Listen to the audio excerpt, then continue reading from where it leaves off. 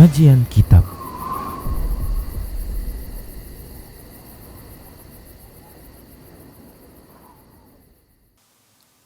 Bismillah, assalamualaikum warahmatullahi wabarakatuh. Innal hamdalillah nahmaduhu wa nasta'inuhu wa nastaghfiruh wa na'udzu billahi min shururi anfusina wa min sayyiati a'malina. Man yahdihillahu fala mudilla lahu wa man yudlilhu fala hadiya lahu. Wa asyhadu an la ilaha illallah wahdahu la syarika lah wa asyhadu anna Muhammadan 'abduhu wa rasuluhu sallallahu alaihi wasallam. Qala Allah tabaraka wa ta'ala, ya ayyuhalladzina amanu taqullaha haqqa tuqatih wa la tamutunna illa wa antum muslimun. Ya ayyuhan nasu taqu rabbakumul ladzi khalaqakum min nafsin wahidah wa khalaqa minha zawjaha wa bassa minhuma rijalan katsiran wa nisaa'a wattaqullaha alladzi tasaaluna bihi wal arham innallaha kana 'alaikum raqiba. Ya ayyuhalladzina amanu taqullaha wa qulu qawlan sadida yuslih lakum a'malakum wa yaghfir lakum dhunubakum wa man yuti'illaha wa rasulahu faqad faza fawzan 'azima. Amma ba'd, fa inna asdaqal hadisi kitabullah wa khairal huda huda Rasulillah sallallahu alaihi wasallam wa syarral umuri muhdatsatuha wa kullu muhdatsatin bid'ah wa kullu bid'atin dhalalah wa kullu dhalalatin finnar. Para pemirsa Rasyad TV dan para pendengar Radio Medan Mengaji serta para pemirsa media-media sunnah yang turut serta menyiarkan kajian ini, alhamdulillah, segala puji hanya untuk Allah atas semua nikmatnya. Selawat dan salam tak lupa kita ucapkan untuk Rasulnya Muhammad sallallahu alaihi wasallam. Kami ucapkan syukran jazilan wa jazakumullahu khaira kepada para media yang turut serta menyiarkan kajian ini. Baik para hamba Allah rahimani wa rahimakumullah. Kita akan lanjutkan pembahasan kitab Minhajul Muslim, masih di bab yang ketiga tentang akhlak, dan kita masuki fasal baru, yaitu fasal yang ke-9 tentang akhlak kejujuran. Para hamba Allah rahimani wa rahimakumullah, seorang muslim dia adalah seorang yang jujur, mencintai kejujuran. Seorang muslim adalah seorang hamba yang menjaga kejujuran dan mencintai kejujuran, dan senantiasa melazimi, membiasakan pada dirinya, baik itu secara zahir maupun batin, sikap kejujuran tersebut di dalam perkataan maupun perbuatan. Karena sesungguhnya kejujuran itu menghantarkan dirinya kepada kebajikan dan kebaikan, sementara kebajikan dan kebaikan itu menghantarkannya kepada surga Allah Subhanahu wa taala. Sedangkan surga itu adalah puncak harapan tertinggi seorang mukmin. Surga itu adalah puncak dari keinginan seorang mukmin. Angan-angan seorang mukmin adalah surganya. Angan-angan seorang mukmin, angan-angan seorang muslim, harapan tertinggi seorang yang beriman adalah surga Allah Subhanahu wa taala, dan itu didapatkan awalnya adalah dengan kejujuran. Berbeda dengan kebalikan kejujuran ini, sikap yang bertentangan dan berlawanan dengan kejujuran ini yaitu kedustaan, kebohongan. Ini adalah lawan dan sesuatu yang bertentangan dengan kejujuran. Kebohongan ini malah sebaliknya menghantarkan seseorang itu kepada kefajiran-kefajiran, dosa-dosa.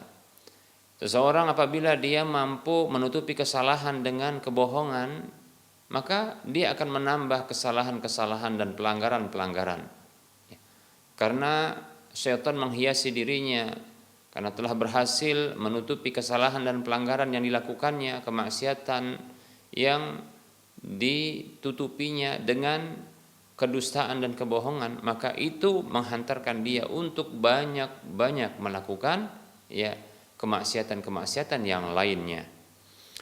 Nah, dengan begitu maka ya kemaksiatan-kemaksiatan ini akan bisa menghantarkan seseorang itu ke dalam neraka. Na'udzubillahi min dzalik.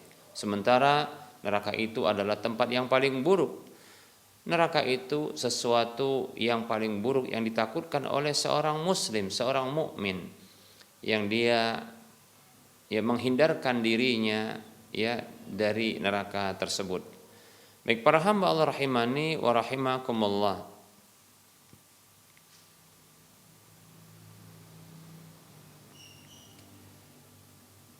Seorang mukmin bukan hanya memandang sikap kejujuran ini hanyalah sebagai sikap yang akan ya memperbaiki urusan dunianya saja. Seorang mukmin ketika dia menghiasi dirinya dengan sikap kejujuran yang dia ya menjaga kejujuran pada dirinya, ya bukanlah hanya sekedar terbatas kepada keuntungan duniawi, di mana ya dia memahami bahwasanya sikap kejujuran ini akan memunculkan kepercayaan ya bagi manusia yang lain terhadap dirinya, dan ini tentunya akan menguntungkan bagi dirinya di dunia.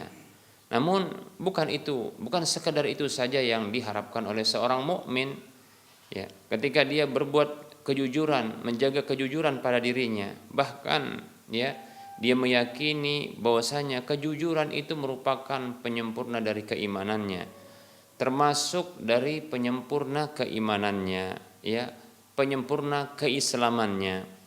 Karena Allah Subhanahu wa taala memerintahkan kejujuran tersebut dan memuji orang-orang yang berbuat kejujuran, yang senantiasa mensifati dirinya dengan kejujuran, yang menjaga ya dirinya untuk senantiasa berada di atas ya sifat kejujuran. Sebagaimana pula Rasulullah SAW memerintahkan dengan sikap kejujuran, sifat kejujuran, memotivasi umatnya dan mengajak umatnya untuk ya memelihara dan ya memiliki sifat kejujuran ini. Allah Tabaraka wa taala berfirman di dalam surah At-Taubah ayat 119. Allah Subhanahu wa taala berfirman, a'udzu billahi minasyaitonir rajim. Ya ayyuhalladzina amanu taqullaha wa kunu ma'as shadiqin. Allah berfirman yang artinya, wahai orang-orang beriman, bertakwalah kepada Allah Subhanahu wa taala dan jadilah kalian bersama orang-orang yang jujur. Baik para hamba Allah rahimani wa rahmakumullah, Allah Subhanahu wa taala seru orang-orang beriman, menunjukkan bahwasanya apa yang akan dilakukan, apa yang akan disampaikan oleh Allah Subhanahu wa taala berikut ini mampu untuk dilakukan oleh orang-orang beriman, hanya mampu bisa dilakukan oleh orang-orang beriman, dan ini menunjukkan ya adanya keimanan di dalam orang-orang yang mampu untuk melakukannya tersebut ya. Allah perintahkan kemudian untuk bertakwa kepada Allah Subhanahu wa taala, melaksanakan semua perintahnya, menjauhi larangannya. Ini adalah perintah umum untuk bertakwa, melaksanakan semua perintah, kemudian menjauhi larangan. Lalu Allah Subhanahu wa taala memerintahkan dengan perintah yang khusus, yaitu untuk bersama dengan orang-orang yang jujur, berlaku jujur di dalam kehidupan, baik itu dalam perbuatan maupun dalam perkataan. Baik para hamba Allah rahimani wa rahimakumullah. Allah Subhanahu wa taala juga berfirman ya, memuji dalam rangka memuji orang-orang yang berlaku jujur. Allah berfirman dalam surah Al-Ahzab ayat 23, Allah katakan, A'udzu billahi minasyaitonir rajim, rijalun sadaqu ma 'ahadullaha 'alaihi. Allah berfirman yang artinya orang-orang yang mereka jujur, berlaku jujur terhadap apa yang mereka telah berjanji kepada Allah Subhanahu wa taala untuk melakukan hal tersebut. Ya. Lihat Allah Subhanahu wa taala memuji orang-orang yang berlaku jujur terhadap apa yang mereka janjikan kepada Allah Subhanahu wa taala. Demikian pula di surah Al-Ahzab ayat 35 Allah menyebutkan ya dalam rangka memuji orang-orang jujur, baik laki-laki ataupun perempuan. Allah katakan, A'udzu billahi minasyaitonir rajim, was-sadiqina was-sadiqat, dan orang-orang yang jujur baik itu laki-laki maupun perempuan. Baik para hamba Allah rahimani wa rahimakumullah. Kemudian Allah Subhanahu wa taala berfirman di dalam surah Az-Zumar ayat 33. Allah taala berfirman, a'udzu billahi minasyaitonir rajim. Walladzi jaa'a bis-sidqi wa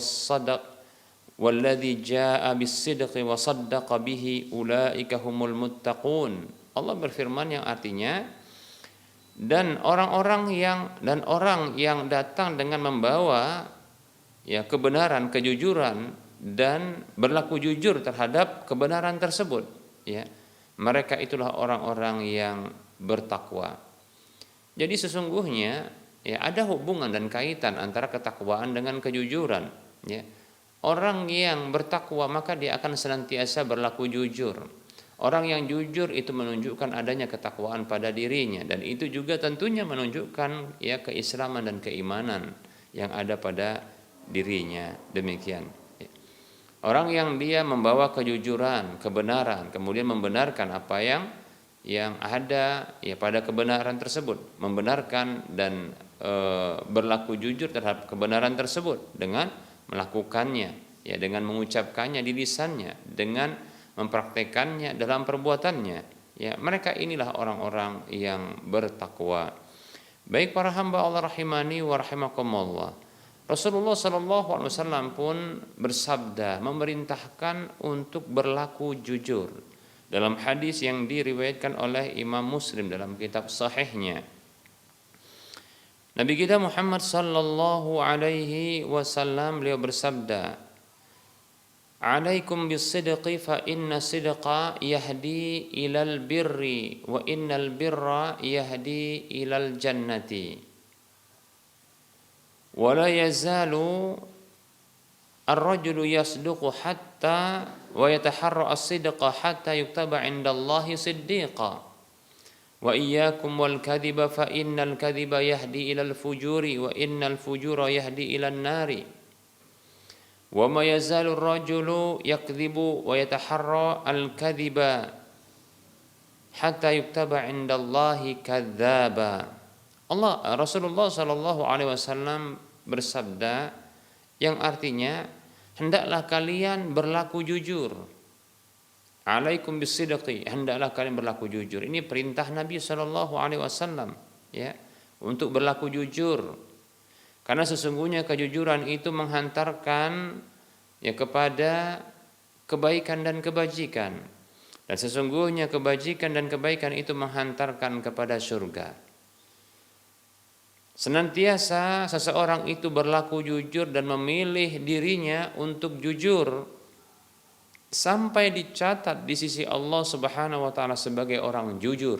Lihat, Masya Allah Nah ini dia.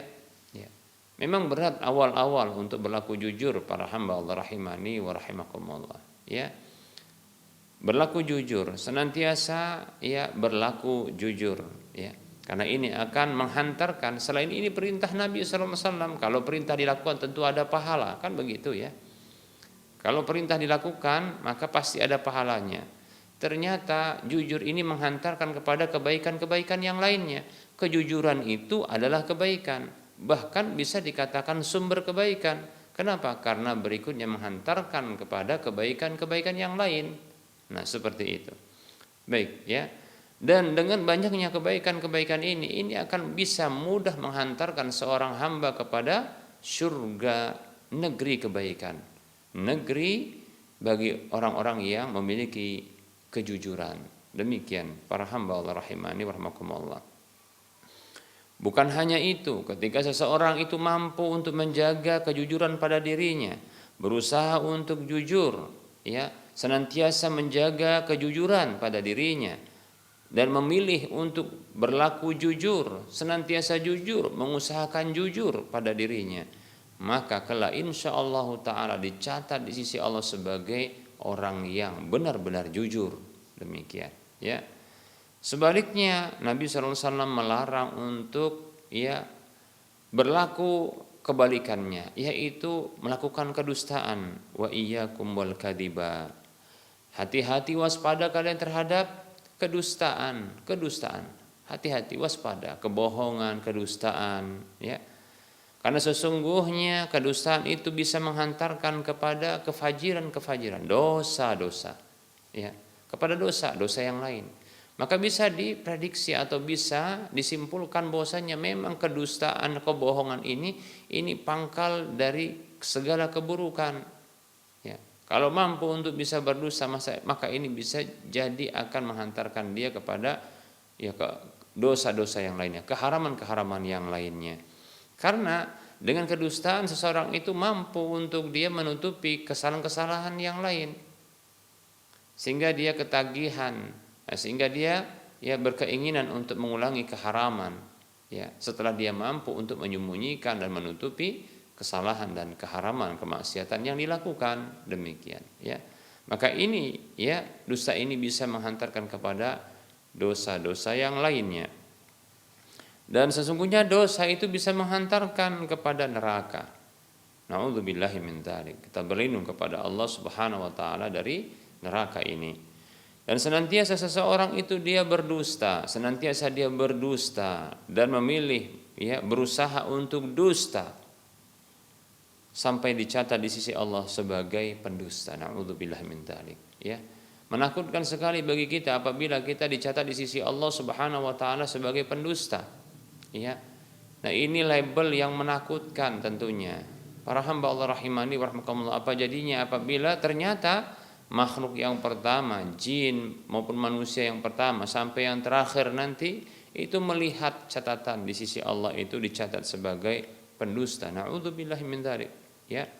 Aib kita saja apabila terbongkar dan diketahui oleh orang sekitar itu sudah bikin malu. Lalu bagaimana apabila ya dicap dan dilabeli dengan pendusta, ya, dan diketahui oleh ya manusia pertama sampai yang terakhir, jin yang pertama sampai yang terakhir. Na'udzubillahi min dzalik, ya. Semoga Allah Subhanahu wa taala senantiasa menjadikan kita termasuk orang-orang yang jujur, bersama dengan orang-orang yang jujur, dan menjaga senantiasa ya sifat jujur. Semoga Allah Subhanahu wa taala menjauhkan kita dari segala keburukan. Di antaranya adalah kedustaan dan kebohongan, yang ini akan menghantarkan kepada ya keburukan yang lain, ya yang lainnya, demikian. Dan menghantarkan bisa juga menghantarkan kepada ya negeri keburukan, yaitu neraka. Na'udzubillahi min dzalik. Baik para hamba Allah rahimani wa rahmakumullah, barangkali ini saja materi yang bisa kita sampaikan. Insyaallah taala kita akan lanjutkan pada waktu mendatang materinya, insyaallah taala. Dan kali ini kita akan melanjutkan dengan sesi soal jawab. Bagi para pemirsa dan para pendengar yang ingin berinteraktif, ya, silakan mengajukan pertanyaannya lewat chatting WhatsApp di nomor 08 12 12 12 88 34.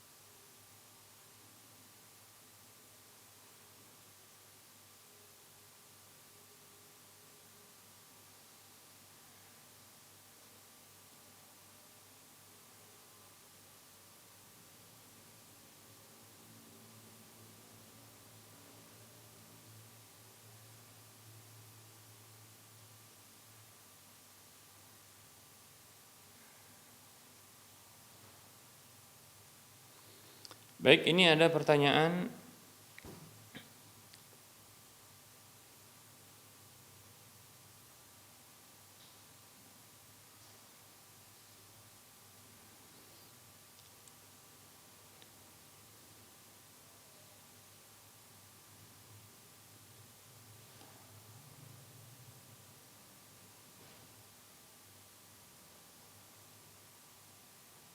Izin bertanya, jika dalam akad mudharabah semisal bagi hasilnya masing-masing 50%, apakah dalam kerugian mereka juga sama-sama menanggung kerugian atas modal atau semua ditanggung oleh pemodal. Misal lain, jika para pemodal hanya diberikan persentase 30% dari keuntungan, maka jika rugi, berapa yang ditanggung kerugian oleh para pemodal. Baik para hamba Allah rahimani wa rahimakumullah. Di antara rambu-rambu yang diberlakukan di dalam akad permodalan, yaitu akad musyarakah atau syirkah atau syarikah, ya, yang ini syarikah mudharabah tentunya, ya, bisa jadi pemodal itu tunggal atau pemodal itu patungan.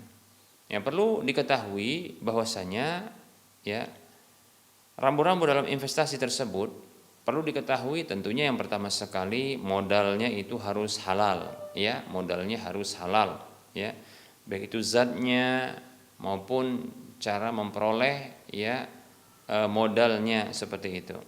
Kemudian yang kedua, modal itu harus jelas, ya, baik itu zatnya, ya, baik itu apakah berupa barang ataukah berupa uang. Begitu juga harus jelas kadarnya, demikian, ya.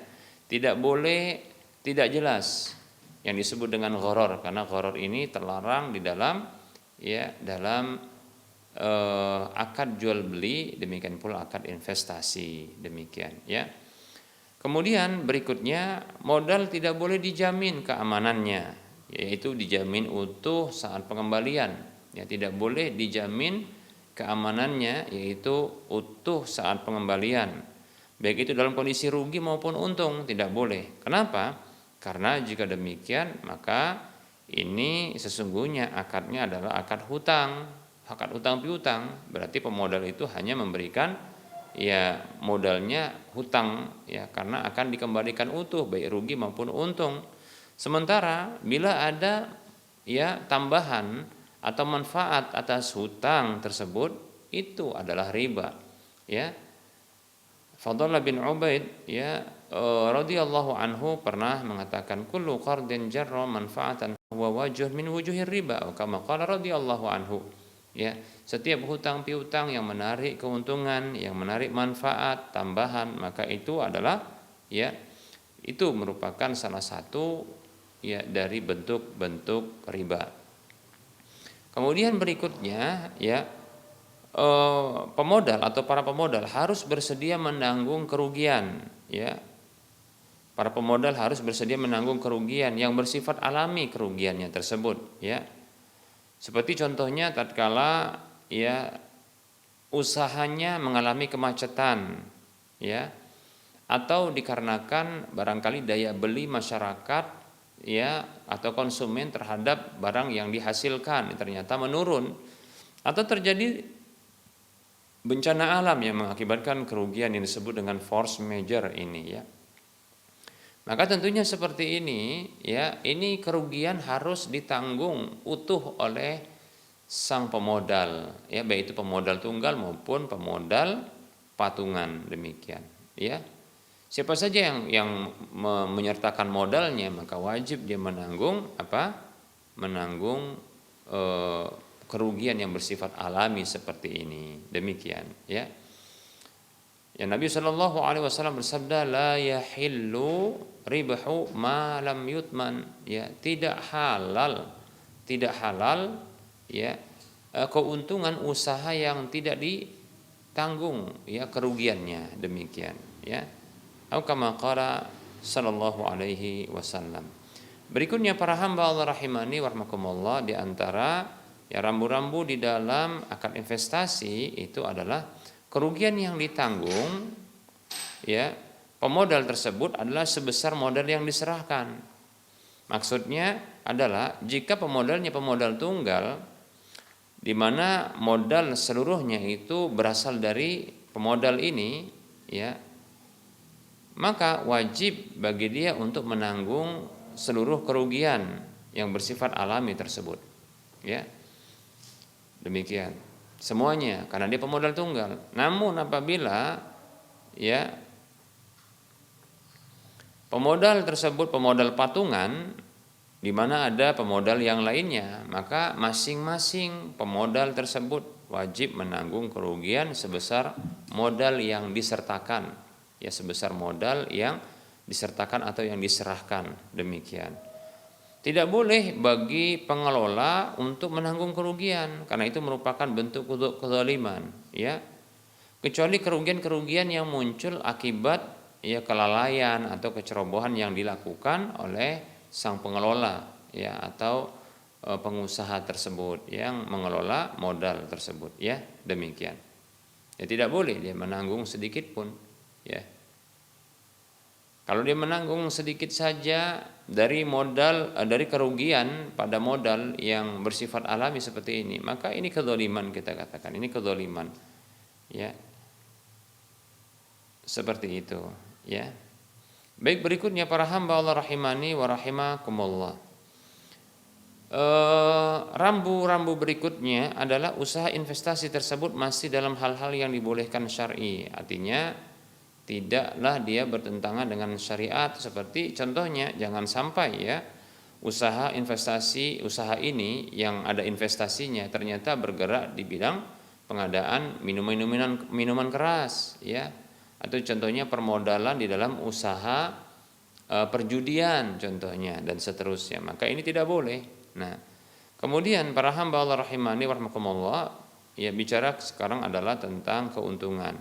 Nah, keuntungan masing-masing itu harus ditetapkan agar diketahui takarannya berdasarkan tentunya kesepakatan. Jadi maksudnya pihak pemodal dengan pihak pengelola, maka mereka bersepakat untuk menentukan masing-masing keuntungan mereka, ya. Tentunya dalam bentuk persentase, ya. Disebutkan dalam rambu berikutnya adalah keuntungan yang telah disepakati pembagiannya tersebut harus ditetapkan dalam bentuk nisbah atau persentase yang diambil dari laba bersih usaha, ya, dari laba bersih. Tidak boleh dari kita katakan dari modal itu sendiri dan juga tidak boleh dari omset, demikian, ya. Nah, ini pada poin berikutnya dijelaskan keuntungan tersebut tidak boleh ditetapkan secara baku, ya, atau secara tetap, secara stagnan atau flat. Seperti contohnya menetapkan nominal ya tertentu dengan contohnya sekian rupiah setiap bulannya. Contoh seseorang yang ngasih modal contohnya 100 juta, lalu dia pingin setiap bulannya 10 juta, 10 juta, 10 juta, dia pingin ya ditetapkan keuntungannya demikian. Itu tidak boleh karena ini flat, ya. Baik itu disepakati di setiap bulannya atau di akhir akad dengan flat seperti itu, tidak boleh, kecuali apabila memang penjualan dari usaha tersebut atau barang yang diusahakan tersebut, ya, itu dia flat sehingga nanti keuntungannya flat, sehingga persentase keuntungan yang dalam bentuk ya persentase tadi itu apabila keuntungannya flat sehingga pun berakhir dengan flat pula keuntungannya. Nah, seperti itu. Tapi kalau dia fluktuatif maka tidak boleh dia dengan bentuk flat keuntungannya. Demikian, ya. Kenapa? Karena ini ya melanggar ya konsep keadilan. Ya, bisa jadi pemodal yang didolimi atau pengelola yang didolimi. Yang terakhir, ya tidak boleh bagi pengelola ya itu mengambil gaji atau upah dalam kondisi telah ditetapkan keuntungan bagi hasilnya. Demikian, ya, wallahu taala alam. Barangkali ini saja ya satu pertanyaan untuk pada pertemuan kali ini. Nah, tentunya dalam penyampaian ini banyak kekurangan dan kesalahan. Kebenaran itu datang dari Allah Subhanahu wa taala, maka ambillah dan terimalah. Adapun kekurangan dan kesalahan itu datang dari saya pribadi dan bisikan syaitan, maka tinggalkanlah dan maafkanlah. Kepada Allah saya mohon ampun dan kepada para pemirsa dan para pendengar sekalian saya mohon maaf, ya. Baik, sebelum kita mengakhiri perjumpaan ini seperti biasa kita memberikan motivasi kepada saudara seiman, saudara seislam. Mari kita berdonasi membebaskan lahan yang nantinya akan dibangun Masjid Al-Muwahhidin untuk wilayah Medan dan sekitarnya. Kita masih punya peluang yang besar karena ya masih ada kekurangan sekitar 600 sampai 700 ya juta sekian rupiah. Kita masih punya peluang yang besar untuk memiliki aset akhirat yang minimal pahalanya 700 kali lipatnya dan ini akan terus mengalir pahalanya tatkala dimanfaatkan walaupun ya kita masih hidup ataupun sudah tiada. Demikian. Baik, silahkan ya berdonasi ke nomor rekening berikut ini ya, Bank Syariah Mandiri atau Bank Syariah Indonesia di nomor 7127 4855555. Saya ulangi ya, Bank Syariah Mandiri atau Bank Syariah Indonesia di nomor 7127 4855555 atas nama Yayasan Lajnah Dakwah Medan, kode bank 451. Semoga Anda termotivasi dan semoga bermanfaat. Anda bisa melihat informasi lanjutan di layar kaca Anda ini. Mohon maaf atas segala kekurangan dan kita ketemu lagi di lain kesempatan. Wassallallahu ala Muhammad wa ala alihi wa ashabihi ajma'in. Subhanakallahumma wa bihamdika asyhadu an la ilaha illa anta astaghfiruka wa atubu ilaika walhamdulillahi rabbil alamin. Wassalamualaikum warahmatullahi wabarakatuh.